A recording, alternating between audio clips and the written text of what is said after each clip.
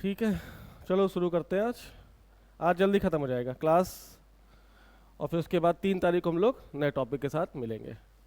कौन सा काल? महाजनपद काल। ठीक है, तो देखो, जो आज हम राज्य की संकल्पना समझ रहे हैं ना, जिसे हम आज राज्य कहते हैं, ये राज्य की संकल्पना उत्तर वैदिक काल की देन है। यानी जो वर्तमान की राजनीतिक व्यवस्था है, उसकी शुरुआत कहाँ से हुई, कैसे हुई, किन चरणों से हुई, क्या क्या वजह थी जिससे एक छोटा सा कबीला, एक छोटा सा कबीलाई समाज धीरे धीरे परिवर्तन की राह पर चलते हुए जनपद बना, और इसका उत्तरोत्तर विकास महाजनपद के रूप में हमारे सामने आया। तो कबीलाई समाज है कैसा? अस्थायित्व से भरा हुआ, यहाँ पे स्टेबिलिटी नहीं है। तो जब स्टेबिलिटी नहीं होगी तो इनका जीवन कैसा है? नोमैडिक, यानी ये घुमंतु जीवन व्यतीत कर रहे हैं। जब घुमंतु जीवन व्यतीत करेंगे तो क्या इनके पास संपत्ति जैसी अवधारणा का विकास होगा? और संपत्ति नहीं होगी तो समाज समता मूलक समाज रहेगा।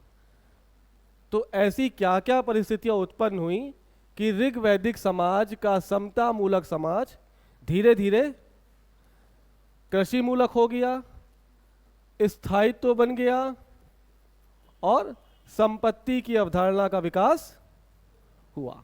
और जैसे ही संपत्ति की अवधारणा का विकास होगा, समाज कई सारे वर्गों में विभाजित हो जाएगा। अपने गांव में पहुंचो, वहां का गांव का समाज कितने भागों में विभाजित है? मोटा मोटा बताओ। 2 भागों में। कौन सा? एक अमीर वर्ग और एक गरीब। तो जो भी आधार बनेगा उसका मुख्य आधार क्या है?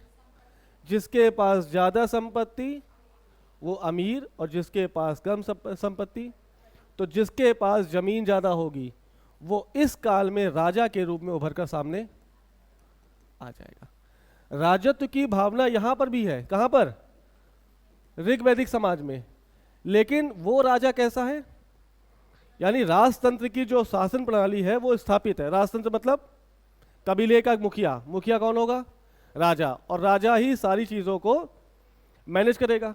यानी राजतंत्र की संकल्पना ऋग वैदिक काल में भी है, लेकिन एज इट इज राजतंत्र नहीं है। क्यों? क्योंकि यहां पे हमने देखा है, थोड़ा समझो, एक तरफ हम किसकी बात कर रहे हैं, या ऐसे करो, अभी पहले ऋग वैदिक कालीन राजनीति पढ़ लें, उसके बाद नेक्स्ट स्लाइड में उत्तर वैदिक कालीन। ठीक है, तो देखो कैसा ऋग वैदिक कालीन राजनीति। तो राजनीति का विकास समाज के ऊपर होगा कि नहीं होगा? जैसा समाज वैसी वहां की राजनीतिक व्यवस्था। समाज कैसा है? कबीलाई समाज है। सबसे महत्वपूर्ण चीज, मुख्य पेशा क्या है? बोलते रहो, सब लोग पीछे पीछे बोलोगे तभी याद रहेगा। समाज कैसा? पशुपालन। यहाँ के लोगों का जीवन कैसा है? अस्थायी है, यानी ये खाने की खोज में एक स्थान से दूसरे स्थान तक जाते रहेंगे। जब सारा ध्यान किस पर है इनका? भोजन पर। और भोजन इनको मिल कहां से रहा है? पशुपालन से। ठीक है, तो धन के रूप में इनके पास क्या है? पशु। और सबसे महत्वपूर्ण पशु क्या है ऋग वैदिक काल का? गाय। यहां तक बात समझ में आई? तो तुम देखो, गाय से जो गा शब्द है, इसी से सारी प्रशासनिक शब्दावली उभरती हुई दिखाई दे रही। जैसे गायों के लिए लड़ा जाने वाला युद्ध क्या है? गविष्ठी। क्या कहा गया उसको? गविष्ठी। गोधुली क्या है ये?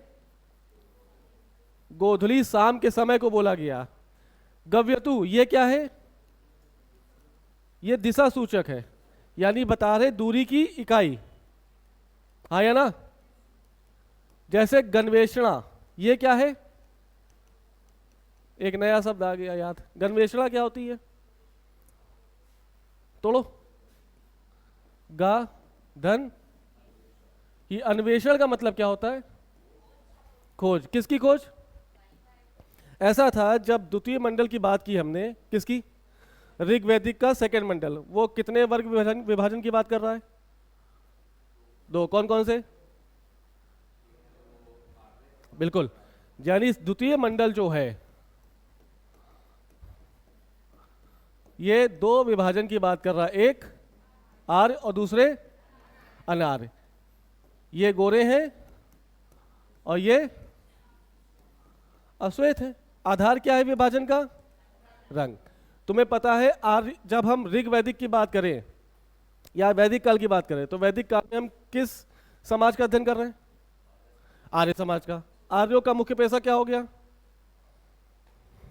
पशुपालन।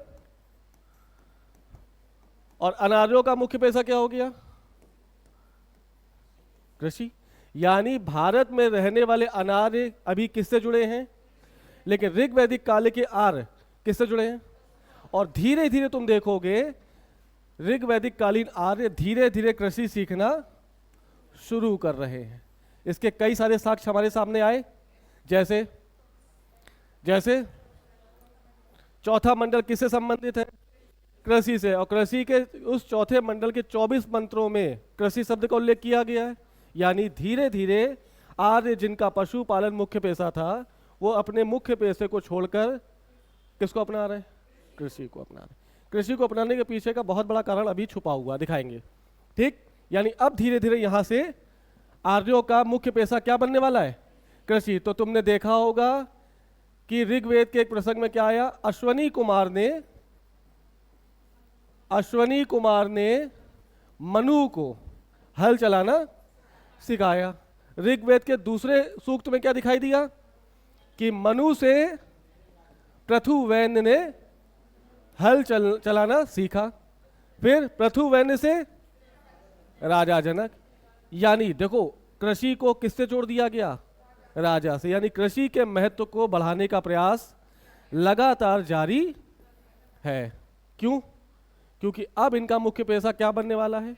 तो जब तक मुख्य पेशे को किसी महान आदमी से जोड़ोगे नहीं तब तक इसके प्रति खिंचाव नहीं होगा। समझ में आ रही बात? तो धीरे धीरे कृषि सीख रहे हैं हम लोग। यानी ऋग्वैदिक कालीन आर्य क्या पशुपालन को छोड़कर कहाँ आ रहे हैं? अब कोई पूछे इसका मुख्य उद्देश्य क्या है, मुख्य कारण क्यों पशुपालन को छोड़कर हम कृषि को अपनाने लगे? पहला, लोहे की खोज। ठीक है। दूसरा, इससे हल चलने लगे। अच्छा सुनो, हल चाहे जितना अच्छा हो, जगह नहीं मिलेगी, जमीन नहीं मिलेगी तो खेती कर पाओगे? अब तुम्हें पता है जब पहली क्लास हमने की तो ऋग्वैदिक काल के आर्यों का निवास स्थान क्या है? कहां से है ये? कहां के हैं? आए मध्य एशिया से ना। बसे कहां भारत में? भाई साहब जगह का नाम बताओ। बसे नहीं? सप्त सिंधु प्रदेश। हे भगवान। यानी इनका शुरुआती जो बसावट है वो कहाँ है? यानी जो जहां सिंधु घाटी सभ्यता बसी थी उसी के आसपास के क्षेत्र में वैदिक आर्य आके बस गए।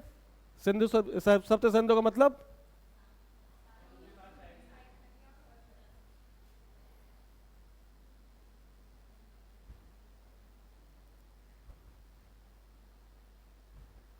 ये है।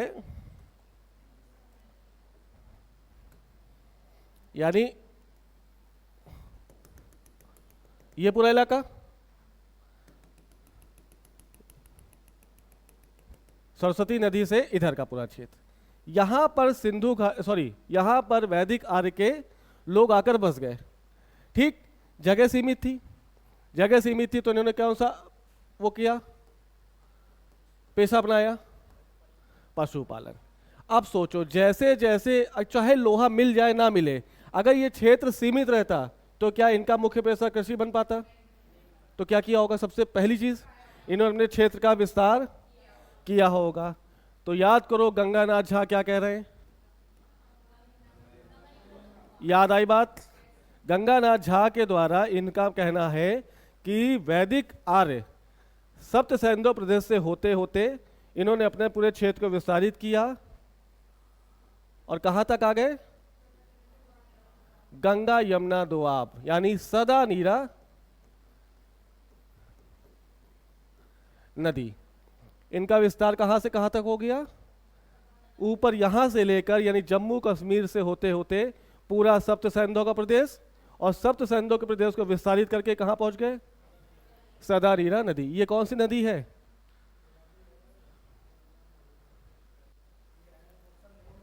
अच्छा, बितस्ता कौन सी नदी है? व्यास है। पुरुषणी नदी कौन सी है? सदा नीरा कौन सी है? गंडक। यानी वर्तमान की जो गंडक नदी है वो कौन सी नदी के नाम से जानी जा रही है? सदा नीरा। गंडक नदी का उद्गम कहां से आ रहा है? कौन सा क्षेत्र है ये? ऐसा मत करो यार, ये क्षेत्र कौन सा है? हट। जी हाँ, याद आया। तो बिहार से निकल रही ना उद्गम स्थल ये, यानी अब धीरे धीरे वैदिक आर्य कहां तक पहुंच गए? अंग और मगध के क्षेत्र तक। जी हाँ, यहीं से महाजनपद की शुरुआत, यानी अंग मगध तक उत्तर वैदिक कालीन आर्य कहां तक पहुंच गए? सदा नीरा नदी तक। अब विस्तार हो गया, लोहे से परिचित है, इनका मुख्य पेशा क्या बन जाएगा? कृषि। यहां तक बात समझ में आ गई? पक्का? अब देखो हम पढ़ क्या रहे हैं? किसकी? आर्यन। क्या पशुपालन समाज में राज्य की संकल्पना होगी? नहीं होगी। क्यों नहीं होगी? पशुपालन समाज है, यानी यहां पर संपत्ति नहीं है। जैसे जैसे इन्होंने अपना विस्तार किया, भौगोलिक विस्तार, क्या किया? भौगोलिक विस्तार किया, यानी क्षेत्र को बढ़ा दिया, लोहे की खोज हो चुकी है, यानी अब इनका मुख्य पेशा क्या हो जाएगा? कृषि हो जाएगा। हो जाएगा। तुम्हें पता है कि पशुपालन को बचाने के लिए, यानी अपने पशुओं को बचाने के लिए कबीलाई समाज क्या करता है? समझते रहना, बहुत इंपॉर्टेंट चीज है। किसको? अपने ही कबीले के लोगों में से एक ऐसे व्यक्ति को निर्वाचित करेगा जो बाहर से होने वाले युद्धों से इस कबीले की रक्षा करे। यानी राजा कौन है यहां पर? राजा कबीले का नेता। क्या ये एक बार चुना जाएगा और आजीवन रहेगा? तो ध्यान रखना, जैसे युद्ध की स्थिति बनेगी, जैसे एक कबीला दूसरे कबीले से लड़ने के लिए तैयार होगा, तुरंत, ये पढ़ा है तुमने, सभा, समिति, विदत और गण, ये 4 समितियां हैं। जैसे आज वर्तमान में लोकसभा राज्यसभा है, वैसे उस समय कौन कौन सी चीजें थी? ऋग्वेद में गण शब्द का उल्लेख 46 बार किया गया है, विदत का 122 बार, समिति का 9 बार और सभा का 8 बार। ये क्वेश्चन पूछा जा सकता है कि विदत शब्द का उल्लेख कितनी बार हुआ है? 122। यानी सबसे इंपॉर्टेंट समिति कौन सी है? समझ में आ रही बात? अब देखो, ये समिति कौन सी? ये समिति कबीलों के लोगों में से एक नेता का निर्वाचन। ये नेता किसका नेतृत्व करता बनेगा? कबीले का। हाँ या ना? नेतृत्व करता कब? किस समय? जब युद्ध की स्थिति हो। जैसे ही युद्ध खत्म, ये जो नेतृत्व करता नेता बना है, ये अपने पुनः उसी पद पर। समझ में आई? जब युद्ध नहीं है तो कबीले के सभी लोग अपना अलग अलग पशुपालन कर रहे हैं। जैसे ही युद्ध हुआ, ये लोग क्या बन जाएंगे? यानी ऋग्वैदिक काल में ना ही सेना स्थायी है और ना ही वहां का राजा स्थायी है। परिस्थितियां जैसे ही डेवलप होंगी युद्ध की, कोई एक नेता इसमें से उभर कर राजा का पद पर प्राप्त कर लेगा और जो सारे नागरिक हैं वो धीरे धीरे क्या बन जाएंगे। और जैसे युद्ध खत्म होगा, सैनिक स्वतः किस काम में लग जाएंगे? अपने अपने कामों में। जो बुनकर है वो बुनकर करेगा, जो बढ़ई है वो बढ़ई का काम करेगा, जो रथ बना रहा है वो रथकार वाला काम करेगा, जो सोने के आभूषण बना रहा है वो सोने के आभूषण बनाने लगेगा। लेकिन जैसे युद्ध हुआ, ये सभी अपना काम छोड़कर क्या शामिल हो जाए? कहां पर? सेना में। तो क्या सेना की स्टार्टिंग इस समय दिखाई दी? सेना का स्थायित्व पना नहीं है, सेना स्थायित्व नहीं है, बल्कि परिस्थितियों के चलते वो अपनी सेना को संगठित करेगा और जैसे युद्ध खत्म हो जाएगा सेना, समझ में आई बात? तो ऐसी क्या क्या कारण है, क्या ऐसे क्या क्या कारण है कि सेना भी स्थायित्व हो जाएगी, राजा भी धीरे धीरे। चलो युद्ध कराएं। अब मान लो कबीले का गठन हो गया, कबीले का युद्ध हुआ और युद्ध में कौन बना? नेता। नेता क्या करेगा? अब दो कबीले हो गए, इस कबीले ने इस कबीले पर अटैक कर दिया, नेता ने नेतृत्वकर्ता किया यानी लीड किया, और लीड करने के बाद इसको पटक दिया, तो कौन से कबीले की जीत हो गई? ये एक कबीला जीत गया। जो भी जीत हुआ इस कबीले पे जीता ना, इस कबीले के गाय को कौन ले जाएगा? इस कबीले में होने वाले यव या जौ को कौन ले जाएगा? गेहूं को कौन ले जाएगा? चावल को कौन ले जाएगा? सब ले जाएंगे, क्योंकि अटैक हुआ, जीते हम हैं, तो हम तुम्हारी सारी संपत्ति, इस समय संपत्ति के रूप में क्या है? जमीन नहीं है, क्या है संपत्ति? गाय है, घोड़ा है, जौ है, चावल है, गेहूं है। जैसे जीते ये सारी चीजें किसके पास आ गई? विदत नामक संस्था। कौन सी? वो 4 संस्थाओं में से कौन संस्था? विदत। जैसे युद्ध के माल को लेके आएंगे, सब में आपस में बराबर बराबर, जितने लोग हैं उतना एक एक हिस्सा सबको आपस में बांट दिया जाएगा। अब सोचना, थोड़ा ठहराव लाओ, जब सारी चीजें बांट दी गई सब में बराबर, क्या संपत्ति का प्रादुर्भाव हुआ? नहीं हुआ ना। जो चीजें ली गई वो सब में, यानी अभी भी समाज कैसा है? अभी भी जो चीजें जीती जा रही वो सब आपस में बांट दी गई, तो विषमता स्थापित हुई क्या? तो ऐसे में राजा क्या है? राजा आम कबीले का ही सदस्य है, लेकिन एक नई प्रथा धीरे धीरे जन्म लेने लगी। मुखिया कौन है? एक बलशाली आदमी जिसने इस युद्ध का नेतृत्व किया। विदत ने सारा माल सबको आपस में बांट दिया। अब कबीले के लोग इस नेता से प्रसन्न होकर अपनी कुछ संपत्ति का हिस्सा, देखना कैसे कैसे विषमता स्थापित होगी। अभी तक क्या था? सबको हिसाब बराबर कर दिया गया, क्या कोई आदमी किसी के पास ज्यादा किसी के पास कम है? लेकिन ऐसे में इनके अंदर क्या आया? ये उधर किसको, इस नेता को क्या दिखाएंगे, क्या बोलेंगे उसको? अपना भाव प्रकट करेंगे कि आपने युद्ध किया, जीत गए, इसलिए हम खुश होकर आपकी, मतलब आपको अपनी संपत्ति का एक हिस्सा आपको देना। किस रूप में? ऋग्वैदिक काल में इस उपहार को किस नाम से जाना गया? बलि। ये बलि के रूप में दिया गया। जैसे गेहूं मिला इस आदमी को 10 किलो, इस नेता को 3 किलो, इसने अपने 10 किलो में से 10 किलो मिला इसको भी, 10 किलो मिला इसको भी, लेकिन इसका 3 किलो किसको चला गया? इसके पास कितना हो गया? 13। यानी पहली से स्टार्टिंग होने लगी कि नहीं होने लगी? अब सोचो, बार बार यही व्यक्ति अगर नेतृत्वकर्ता बनेगा तो अंतिम समय में इसकी स्थिति कैसी हो जाएगी? मेरा पॉइंट पकड़ पाए? अब सुनो, ये कबीला है, इस कबीले में हम ही को बार बार नेता क्यों चुनोगे? मान लो युद्ध की स्थिति बनी, आपने हमको नेता चुन लिया और हमने अपने बढ़िया लीडरशिप को दिखाते हुए दूसरे कबीला को हरा दिया, तुम्हारा विश्वास मेरे ऊपर बन गया। अगली बार युद्ध की स्थिति बनेगी, किसको नेता बनाओगे? तीसरी बार, चौथी बार, 5वीं बार, ऐसे 10 युद्ध होगा और 10 युद्ध में नेता कौन है? तो मेरे पास संपत्ति का संकेंद्रण हो गया कि नहीं हो गया? समझ गए? और यहां से जो बलि उपहार के रूप में है, उत्तर वैदिक काल आते आते ये अनिवार्य शर्त के रूप में, यानी जो बलि उत्तर वैदिक काल में उपहार था वो लेटर वैदिक काल में टैक्स के रूप में सामने आ जाएगा। अब देना ही पड़ेगा। उत्तर वैदिक काल में राजा का युद्ध जीतेगा तो जनता उसको टैक्स, यानी ये लूट की रकम का 1/16वां हिस्सा राजा को देना ही पड़ेगा। 10 युद्ध हो गए, राजा के पास संपत्ति इकट्ठा हो गई कि नहीं हो गई, और यहीं से राजस्व कोष की स्थापना का,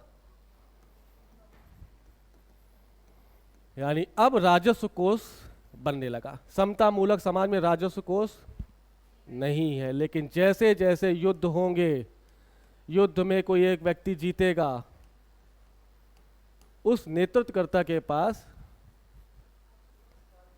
राजकोष इकट्ठा हो जाएगा, और राजकोष इकट्ठा होगा तो राजकोष का संचालन करने के लिए क्या चाहिए होगी?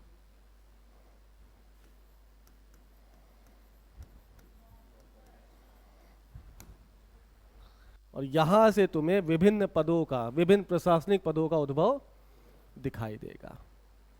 मेरा पॉइंट पकड़ पाए? पक्का? ये कैसे समता मूलक समाज ने विषमता मूलक समाज को जन्म दे दिया, कैसे सब बराबर थे, लेकिन युद्धों ने, नेतृत्वकर्ता ने, परिस्थितियों ने कैसे एक व्यक्ति को ऊपर उठा दिया और राजत्व के सिद्धांत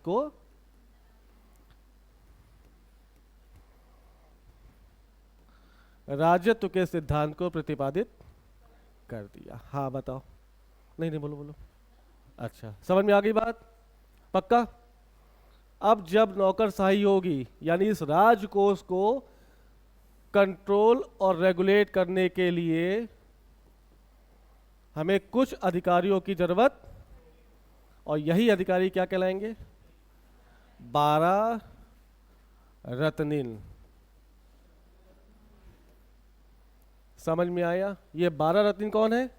ये राजा के आसपास रहने वाले बहुत खास अधिकारी, यानी वर्तमान की जो मंत्री परिषद है ना, उसको इससे जोड़ सकते हो। प्रधानमंत्री मोदी के साथ रहने वाले कौन है? मंत्री परिषद। वही उत्तर वैदिक काल या ऋग वैदिक काल के राजाओं के आसपास रहने वाले 12 रत्निन है। ठीक है, पूछा जाएगा, अच्छा मंत्री परिषद का सबसे प्रमुख कौन है इस समय?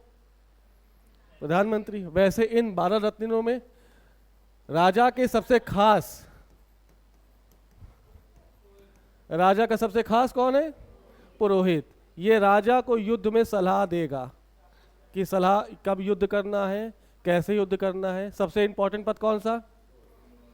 अगर पूछा जाए 12 रत्निनों में दूसरा सबसे इंपॉर्टेंट पद कौन सा है? ये तो पहला है यार। है? अरे राजा तो राजा ही है, राजा राजा। दूसरा कौन है? दूसरा पद है रथकार। क्यों? युद्ध हो रहा है ना, युद्ध में ये किससे करोगे? रथ में। और रथ बनाने का काम किसके पास? तो पहला इंपॉर्टेंट, दूसरा, तीसरा किससे बनाओगे रथ? उसके बाद ग्रामणी, उसके बाद विष्पति, उसके बाद भागदूत। भागदूत क्या है? कौन है? राजस्व का संग्रह करता। जो भी राजस्व इकट्ठा हो रहा है, यानी वर्तमान का फाइनेंस मिनिस्टर कौन है? भागदूत। और कौन कौन से हैं? 7वां महिषी। महिषी कौन है? राजा की पहली पत्नी, मतलब प्रमुख पत्नी। उसको भी 12 रत्निनों में स्थान दिया गया। ऐसे कई सारे 12 पद स्थापित हुए जो वर्तमान में मंत्री परिषद की तरह लग रहे हैं कि नहीं लग रहे? आगे बात सुनिए। और यहां से राजत्व की या राज्य की परिकल्पना का उदय। क्या चीज? नहीं, ऋग वैदिक काल में युद्ध हो रहे हैं ना। अगर युद्ध गाय के लिए हो तो गाय बटेंगी, और युद्ध जमीन के लिए हो रहे तो जमीन बटेंगी। ये धीरे धीरे विकास हो गया। इस विकास में अचानक से तेजी से गति आने लगेगी कब? लेटर वैदिक काल में। समझ में आई बात? पक्का? तो अगर पूछा जाए 12 रत्न में सबसे महत्वपूर्ण कौन सा? दूसरा, तीसरा, चौथा, पांचवा, छठा, सातवां, ये धीरे धीरे याद कर लेना। 12 याद कर लेना। हाँ, विश्वपति अभी आएगा, सब आएगा। ग्रामली कौन है पता है तुमको? तो बताएंगे ना। चलो आगे चले। अब देखो, राज्य की परिकल्पना, क्या राज्य अचानक से बन गया? तो सबसे छोटी इकाई कौन सी होती है? परिवार किससे मिलकर बनेगा? कौन? अरे सदस्य में पहले कौन करेगा स्टार्टिंग? कुलूप और जयदस्तम, यानी ये पुरुष है, ये मुखिया के रूप में, और ये महिला है। परिवार से बड़ी इकाई कौन सी है? कुल, खानदान। एक परिवार, मेरे परिवार में कितने जैसे मान लो मेरा परिवार है, परिवार में कितने लोग? हम, मेरी बीवी और मेरा बच्चा। लेकिन मेरा कुल कौन है? कानपुर में पूरा परिवार। इस कई सारे कुल से मिलकर क्या बनेगा? कई सारे गांव से मिलकर, कई सारे विश्व से मिलकर, कई सारे जन से मिलकर, और कई सारे जनपद मिलकर, ये है पूरी प्रशासनिक संरचना। तो पूछा गया है सबसे छोटी इकाई कौन सी है ऋग्वेद के काल की? सबसे बड़ी। लेकिन महाजनपद काल ऋग्वैदिक काल में या उत्तर वैदिक काल में, तो सबसे बड़ी इकाई कौन सी हो गई यहाँ पे? जनपद। उत्तर वैदिक काल आते आते, यानी 600 ईसा पूर्व आते आते, हमें क्या दिखने लगेंगे? जनपद। कई सारे जनपद, जैसे पांचाल, जैसे वो कौन है, अरे कहाँ के, ये हस्तिनापुर, जैसे अंग, जैसे मगध, ये सारे धीरे धीरे जनपद उभर कर आ जाएंगे। कब आए? After 600 BC। आ गई बात समझ में? पक्का। अब यानी क्षेत्र का विस्तारण हो गया। ये है उत्तर, ये है और ये है, और ये क्या है? सेंटर। तो अलग अलग जगह के लोगों को अलग अलग, मतलब राजाओं को अलग अलग नाम से संबोधित किया गया। पश्चिम के राजा को, बहुत बढ़िया, पश्चिम के राजा को स्वराट कह के संबोधित किया गया। उत्तर के राजा को, बहुत बढ़िया, विराट। पूरब के राजा को, दक्षिण के राजा को, और इसको, समझ में आ गई बात? पक्का? पक्का? तो ये पूछा गया है उत्तर के राजाओं को किस नाम से जाना गया? विराट, रट लेना। पश्चिम के, तो सौराष्ट्र से स्वराट याद कर लेना। सौराष्ट्र कहाँ पर है? गुजरात में, तो स्वराट याद कर लेना। पश्चिम में, ठीक है। पूरब में स्वराज या सम्राट। दक्षिण में भोज, वो सब नीचे होगा दक्षिण में। और बीच वाले स्थान को, यानी मध्य भारत के राजा को राजा कह के संबोधित किया गया। समझ में आ गई बात? तो ऐसे ऐसे धीरे धीरे राज्य की परिकल्पना का उदय हो गया। समता मूलक समाज धीरे धीरे विषमता मूलक समाज में परिवर्तित हुआ। संपत्ति का प्रादुर्भाव हुआ, और जहां संपत्ति बनेगी वहां पर एक शक्तिशाली वर्ग का उदय हो जाएगा। ऋग्वैदिक काल का राजा, जिसे हम किस नाम से जान रहे हैं? यहां पे राजत्व वंशानुगत नहीं है, लेकिन ये राजत्व का पद, यानी राजा का पद, उत्तर वैदिक काल में वंशानुगत हो गया। यानी राजा का सबसे ज्येष्ठ पुत्र ही राजा बनेगा, वो चाहे योग्य हो, और यहां से राजतंत्र की स्थापना। इस समय लोकतंत्र के कुछ लक्षण दिखाई दे रहे हैं। क्यों? क्योंकि राजा का चुनाव समिति कर रही है। समिति मतलब आम जनता की सभा। सभा का योगदान है, विदत का योगदान है, गण का योगदान है। यानी ये सारी समितियां मिलकर राजा पर नियंत्रण स्थापित कर रही हैं, चाहे वो नियंत्रण प्रत्यक्ष हो और या अप्रत्यक्ष। यानी राजा ऋग्वैदिक काल में निरंकुश नहीं था। उत्तर वैदिक काल आते आते सभा और समितियों जैसी सभाओं का महत्व कम हो गया, और राजा का पद निरंकुशता की राह पर चल दिया। आ गई बात समझ में? खाओ कसम, पक्का? तो ये थी प्रशासनिक संरचना। 12 रत्न याद रखने हैं। परिवार सबसे छोटी इकाई है, परिवार से मिलकर कुल, कुलों से मिलकर गांव, गांव से मिलकर विश्व से मिलकर। तो गांव का मुखिया क्या कहलाया? ग्रामीणी। विश्व का मुखिया क्या कहलाया? विश्वपति। विश्व मतलब जैसे मान लो कई सारे गांवों से मिलकर एक कस्बा कह सकते हो। तो विश्व का मुखिया विश्वपति, जन का मुखिया जनस्य गोपा या उत्तर वैदिक काल में राजा। आ गई बात समझ में? पक्का? श्योर? चलो और देखो क्या बचा। हाँ, ये क्या था? ऊपर के राजा को विराट, इधर के राजा को स्वराट, इधर के राजा को स्वराज या सम्राट, बीच के राजा को राजा और इधर के राजा को भोज। यानी एक एक क्षेत्र किसी एक राजा के समर्पित हो गया। अब ये आपस में किसके लिए युद्ध लड़ेंगे? किसके लिए? जमीन के लिए। और जो जीतेगा वो पूरे धीरे धीरे पूरे चक्रवर्ती सम्राट के रूप में, सोचो ऐसा कोई राजा होगा जो पूरे भारत को जीत लेगा। तो पहला चक्रवर्ती सम्राट के रूप में कौन आएगा? चंद्रगुप्त मौर्य। कब के हैं ये? मौर्य काल के। यहाँ से जनपद से महाजनपद बनेंगे। कई सारे 16 महाजनपदों में से सबसे महत्वपूर्ण महाजनपद कौन होगा? और मगध के ही भविष्य में, मगध में ही कौन सा वंश स्थापित होगा? मौर्य काल, जो आने वाले भारत में संपूर्ण चक्रवर्ती सम्राट के रूप में उभर कर सामने आएगा। आगे बात समझ में? पक्का? चलो बाकी हम लोग कल मिलते हैं। कल नहीं, एग्जाम के बाद 3 तारीख को, और नए टॉपिक के साथ महाजनपद काल। ठीक है, चलो ओके बाय।